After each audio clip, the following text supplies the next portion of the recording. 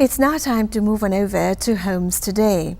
This is a wonderful segment which keeps us abreast about buying and selling our homes. This is hosted by a brilliant realtor at Remax Realty. Her good name is Audrey June Forshey. Audrey is also an advisor. Today she has invited John Hennessy, and here they are found in conversation about construction and rehab loans. Let's take a look. Hello friends, thank you for joining us again today. My name is Audrey Forshey and I'm a Remax agent in Montgomery County, Maryland. Today I have our guests, Sean Hennessy and Paul Pykosh from Embrace Home Loans. Thank you both for coming and joining me thanks today. Thanks for having us. Thank you. And today we're going to talk about construction and rehab loans and kind of how that whole process works, what to look for if you're interested in doing such a loan. Paul is really an expert in this field, and he's going to explain to us how this works and the best way to go about doing these types of loans. So, thank you.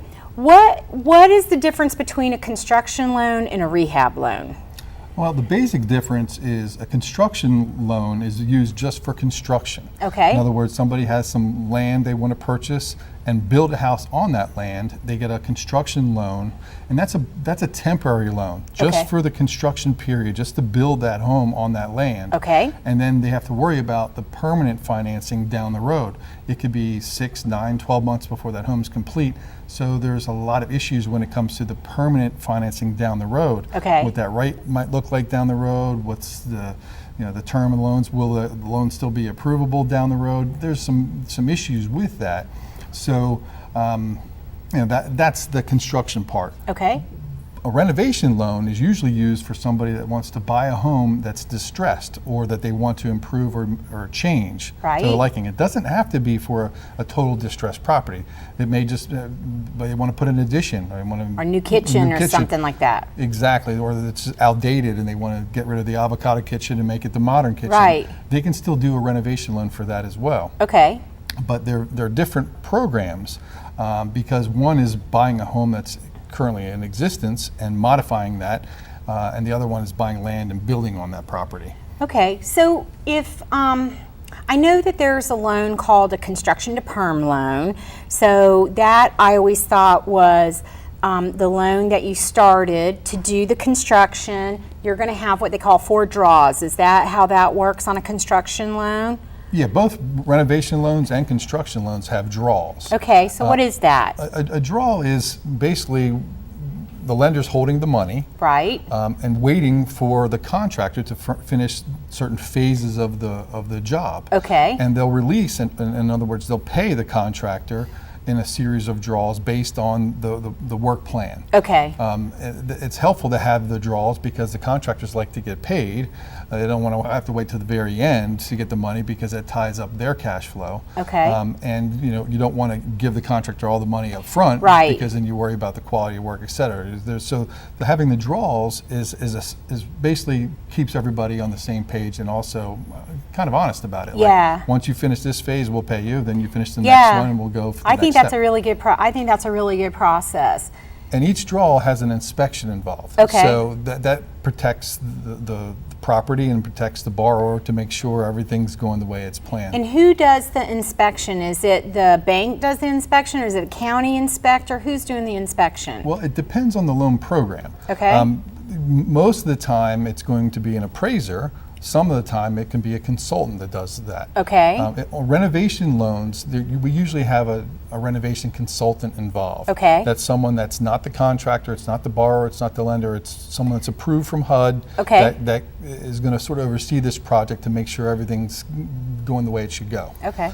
And they'll go out and inspect to make sure that the first phase, second phase, third phase of the draws are all correct, and then send a note to the bank. Yes, I've inspected that this is all done correct, and then you can release the money.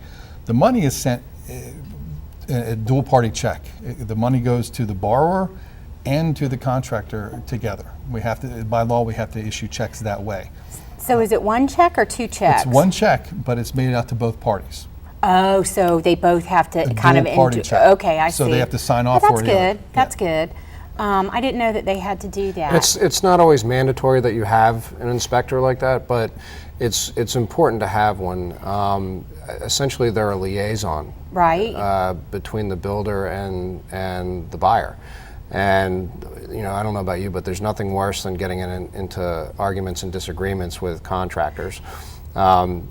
That's what they're for. And I think that's really good. And also too, you worry about the quality of the work and did they finish all the exact things that they need to do. So, I mean, building a custom home is a huge undertaking. It is a huge undertaking. It's not the same as going to a builder and picking out the cabinets and the tile that you want. I mean, when you custom build a home, you got to pick out the nails, you got to pick out the lights, you got to pick out every single thing. It's a lot of work. It's a big undertaking. So when the 4 draws are completed, does the loan turn into a permanent loan, or does the buyer have to refinance and do all that with the loan? Well, on a construction loan, there's different options with those construction loans for when you buy the property, the lot, and then you build on it.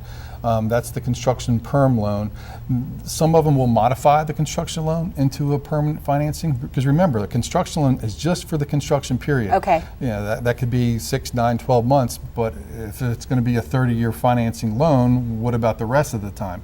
So that's the permanent loan that we're talking about. Okay. Sometimes lenders will just modify the existing construction loan and make it into a permanent, and sometimes they require a refinance of that. Okay. And so is the interest rate, Sean, is it higher on the construction part of the loan than it would be on a mortgage, or is it in line with what a current mortgage is? What kind of rates can people Usually think the about? interest rates on construction loans are more costly. And Okay. that's because there's a lot more involved behind the scenes, and this process doesn't just take 30 days. It might be going on for 6 months or a longer year in certain maybe. cases. Okay. So yeah, they can typically be higher. It just really depends on the specific type of product.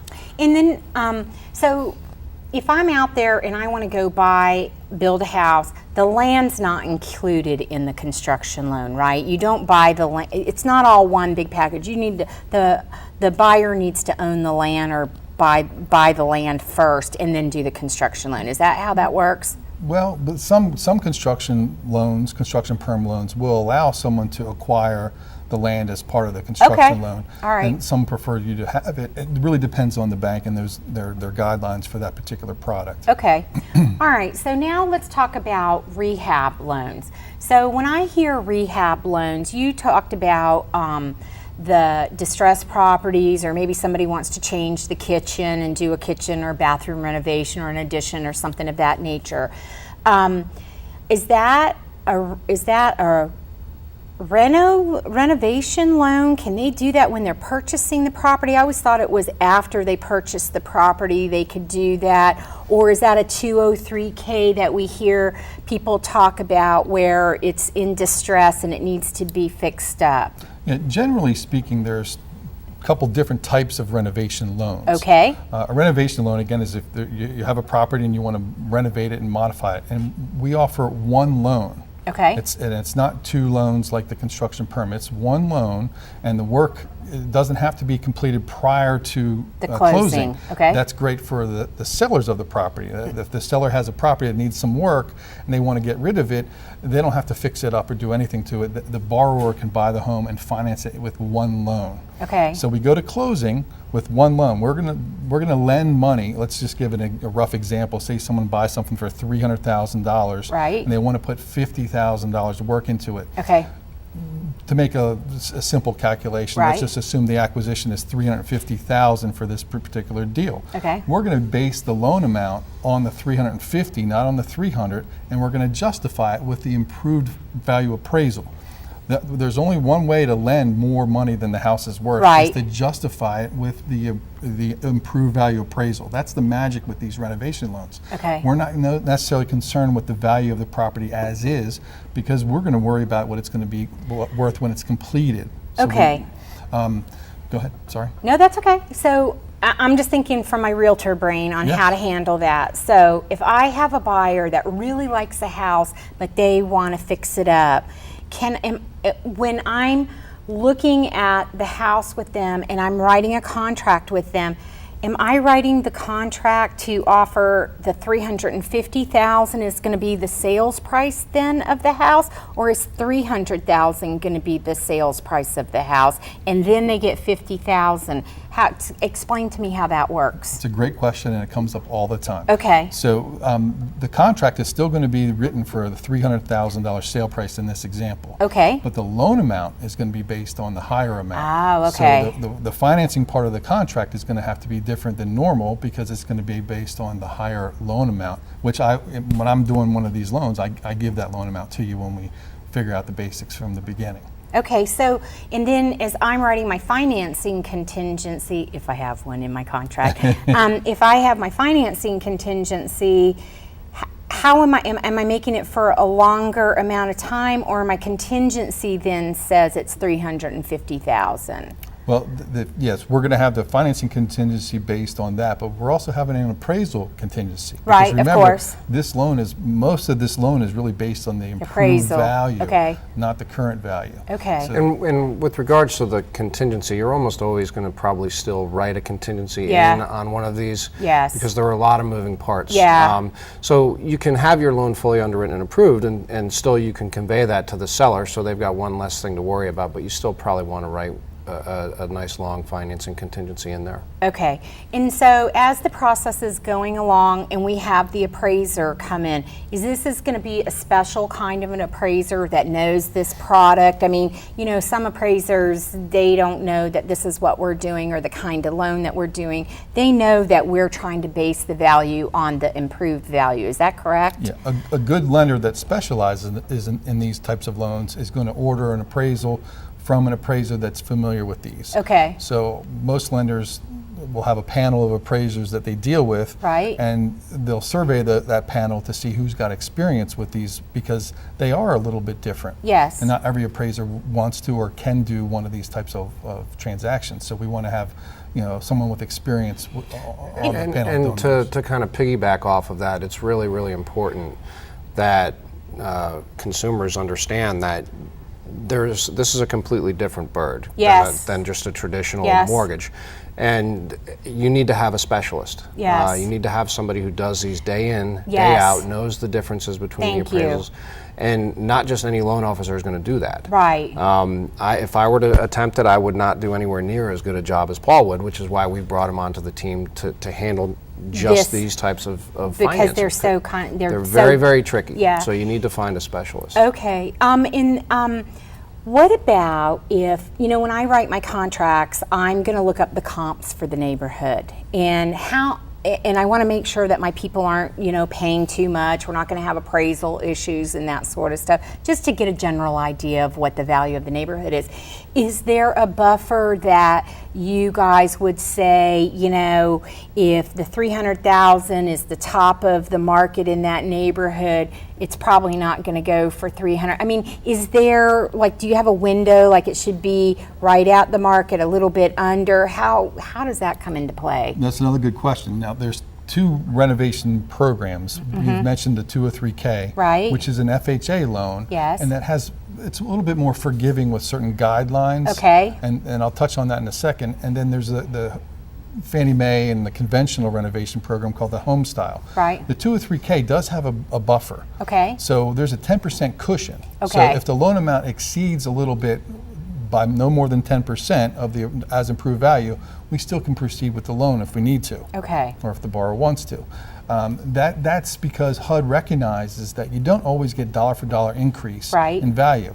And they also recognize that the appraisers have a tricky job here. Right. Because they're appraising something that doesn't exist right now. Right. So a lot of times they tend to be a little bit more conservative on the appraisal, and there's some variance with that too. And then we'll touch on the 203K loan just for a minute here. So the 203K loan is usually a distressed property, and then are there draws? They have to meet the appraiser and a contractor to look at the property to get the money for the 203Ks, right? Is that kind of a simple a simple explanation of that? Yeah, we usually have a consultant involved from the beginning. Sometimes we can do that with just a contractor, but we want to determine before the loan closes what this job is going to entail. Okay. A 2 or 3K consultant that's trained with these programs will Right. determine up front what's needed for the property and what the borrower wants to have done to the property, and also how much that should cost. Okay. And that's what we use to appraise the home, and that's what we use for the loan amount.